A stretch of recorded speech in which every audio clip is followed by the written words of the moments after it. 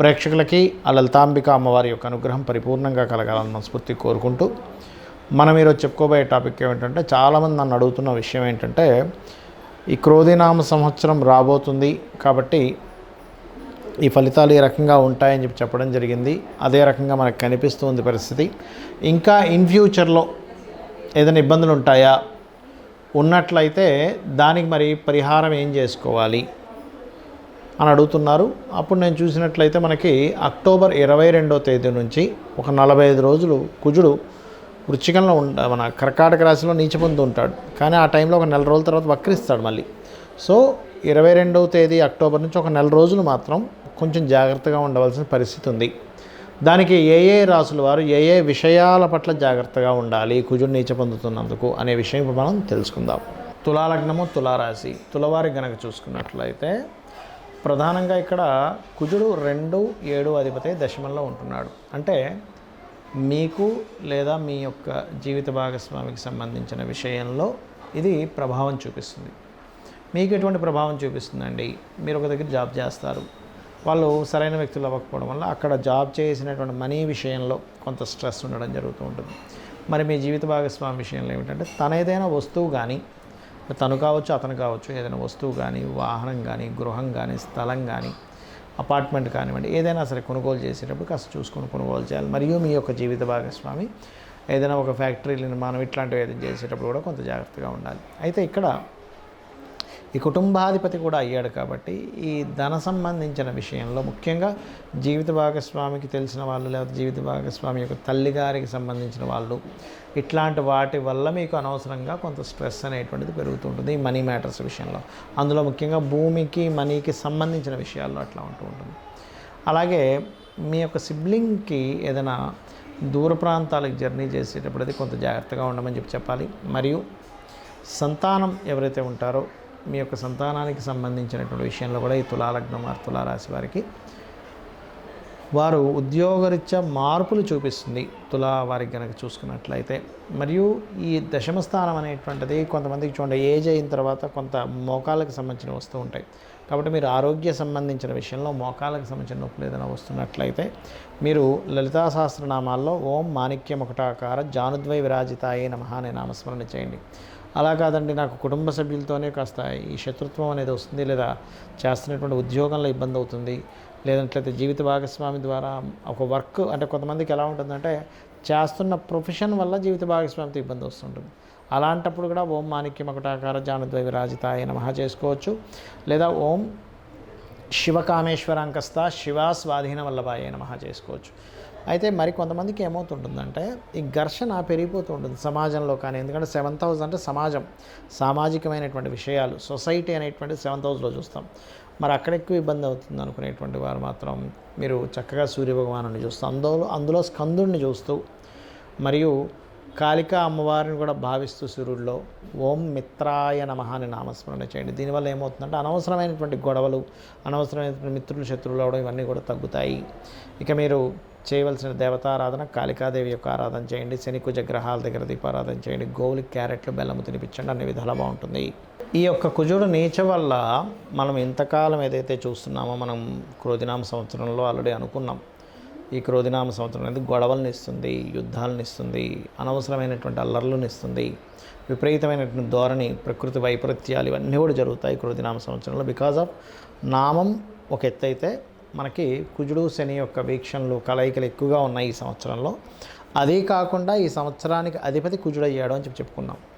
అలాంటి కుజుడు నీచ పొందుతుంటాడు. నీచ పొందడం అంటే ఆ సంవత్సరాధిపతి నీచ పొందినప్పుడు మరింత ప్రబలంగా ఉంటాయి దాని ప్రభావం. అంటే ఏమిటి, ఎందుకు చెప్పుకుంటున్నాం మనం వీడియో అంటే, ఈ వేరే వేరే దేశాల్లో, ఇతర ప్రదేశాల్లో ఉన్న వాళ్ళు కొంత జాగ్రత్తగా ఉండాలి. అయితే ఇది ప్రపంచవ్యాప్తంగా మాత్రం అల్లర్లని, గొడవలని, ప్రకృతి వైపరీత్యాలను ఇస్తూ ఉంటాయి. ఇప్పుడు కొంతమందికి ఇప్పటి వరకు మనం చెప్పుకున్నాం ఫలానా రాశి అయితే ఇది చేసుకోండి అని. మరి మీకు రాశి ఏమీ తెలియదు, మరి అలాంటి వాళ్ళు ఏం చేయాలి? నవగ్రహాల్లో ప్రత్యేకంగా ఈ యొక్క కుజుడు కర్కాటకంలో నీచ పొంది శనిని వీక్షిస్తున్నాడు కాబట్టి శని కుజ గ్రహాల దగ్గర దీపారాధన చేయండి. Point number 1. రెండవది చండీ పారాయణం. చండు వినడం కానీ, చండీ పారాయణం చేసుకోవడం కానీ, చండీ హోమంలో కానీ ఎక్కువగా పార్టిసిపేట్ చేయండి. అన్ని విధాలా మీకు బాగుంటుంది. అదేవిధంగా కాస్త బీపీ లెవెల్స్ ఎక్కువ ఉన్నటువంటి వారు, ఈ కుజుడు యొక్క స్థితి ఇలా ఉన్నప్పుడు ఏమవుతుందంటే, ఎలా అయితే ప్రకృతి మీద దాని ప్రభావం కనబడుతూ ఉంటుందో మనుష్యుల మీద, మనుషుల ఆరోగ్యాల మీద కూడా చూపిస్తూ ఉంటుంది. కాబట్టి అది చేయడం, కాస్త ఎక్సర్సైజ్ చేయడం, ఎప్పుడు కూడా కుజశనుల యొక్క ప్రభావం ఉన్నప్పుడు ఏంటంటే మనిషి శ్రమిస్తుండాలి. ఎక్సర్సైజ్లని, వ్యాయామాలని, వీటి వల్ల కూడా ఏమవుతుందంటే ఎఫెక్ట్ అనేటువంటి చాలా మటుకు మార్పు వస్తూ ఉంటుంది. అదేవిధంగా కాస్త వాహనాల మీద వెళ్ళేటప్పుడు కూడా ఎక్కువ ఫాస్ట్గా వెళ్ళకపోవడం అనేది చేయండి. అయితే ఈ కుజుడు భూములకు కూడా కారకుడు కాబట్టి ఎవరైనా సరే, అది మీకు రాశి తెలియనివ్వండి, నక్షత్రం, లగ్నం, అది ఏదేమైనా కానీ, ఒకవేళ తెలియకపోయినా కానీ గుర్తుపెట్టుకోండి, ఈ అక్టోబర్ 22వ తేదీ నుంచి ఇదేమవుతుంది, ఒక నెల రోజుల పాటు అక్కడ నుండి వక్రించి వెనక్కి వెళ్ళి మళ్ళీ ముందుకు వస్తుంది. అంటే ఏమిటి, ఇదంతా ఒక 5 to 6 months ఆఫ్ ప్రాసెస్. అంటే దాదాపుగా నెక్స్ట్ ఉగాది వరకు దీని ప్రభావం ఉంది చూసుకుంటే. కాబట్టి ఈ నెక్స్ట్ ఉగాది వరకు ఉన్నటువంటి ఈ యొక్క విషయంలో మీరు ఏదైనా ఒక ల్యాండ్ కొనుగోలు చేసేటప్పుడు చూడండి, కోసం మనం ఒక ల్యాండ్ కొనుగోలు చేసుకుంటాం. ఆ ల్యాండ్ ఏమవుతుంది, ఒక్కోసారి అదేదో కబ్జా ఉండడమనో, ఎక్కువ రేటు పెట్టి కొనడము, చూసిన తర్వాత రేట్లు తగ్గడము, ఇట్లాంటివి జరుగుతాయి. ఇలాంటివి ఏమైనా సిమ్టమ్స్ ఉన్నాయి అన్నప్పుడు ల్యాండ్స్ విషయంలో కొంత జాగ్రత్త వహించాలి కుజుడు నీచంలో ఉన్నప్పుడు.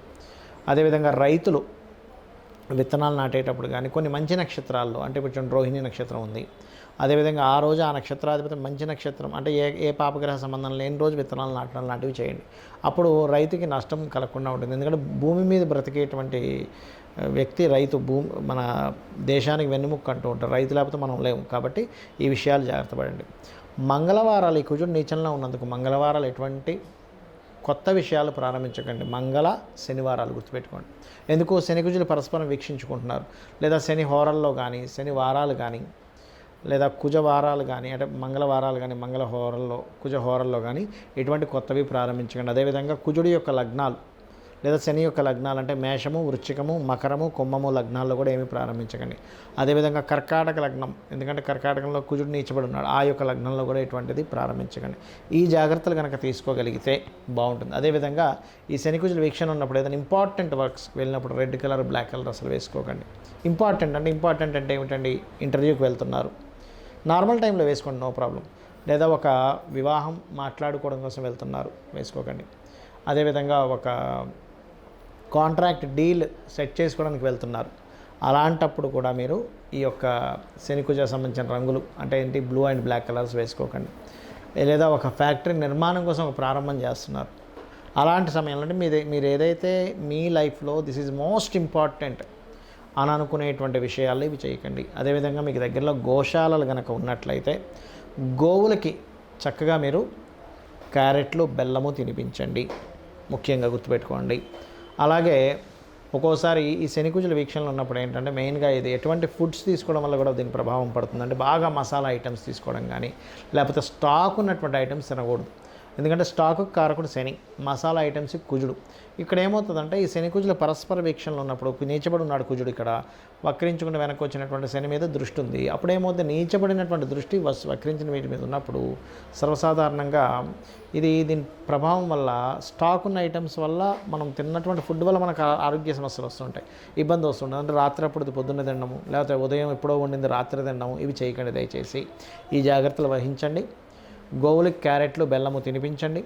కొంచెం మీరు మీ పశువుల్ని, కొంతమంది గొర్రెల్ని, లేకపోతే ఈ యొక్క పక్షుల్ని, కోళ్ళు ఫారాలు అవి నడుపుతూ ఉంటారు, కొంతమంది గుర్రాల పెంపకం చేస్తూ ఉంటారు. రకరకాల పెంపకాలు చేసేటువంటి వారు చాలా జాగ్రత్తగా ఉండాలి. ఎందుకంటే ఈ పశు సంబంధించినటువంటి సంపదలు కానీ ఇవన్నీ కూడా కొంత ఈ కుజుడు వీక్షణ వల్ల గోశాలల్లో గోవుల్ని మెయింటైన్ చేసేవారు చాలా జాగ్రత్తగా ఉండాలి ఈ సమయంలో. అంటే అవి ఏం తింటున్నాయి, అవి ఎటువంటి ఫుడ్ పెడుతున్నారు, ఎవరైనా వచ్చి ఈ సంబంధించిన విషయాలు మానిటరైజ్ చేయండి. మీరు ముఖ్యంగా ఏంటంటే అమ్మవారి లలితా సహస్రనామాలు ఉదయం సాయంత్రం చేస్తూ శివాభిషేకం చేసుకుంటే కూడా ఎటువంటి ఇబ్బందులు పడకుండా ఉంటారు. ఈ దేశంలో కదా, ఏ దేశంలో ఉన్నా, ఎక్కడ యుద్ధాలు జరుగుతున్నా, ఎక్కడ ఇలాంటి భయానకమైనటువంటి పరిస్థితులు వస్తున్నా సరే ఎటువంటి ఇబ్బంది కలగకుండా అమ్మవారు రక్షిస్తారు.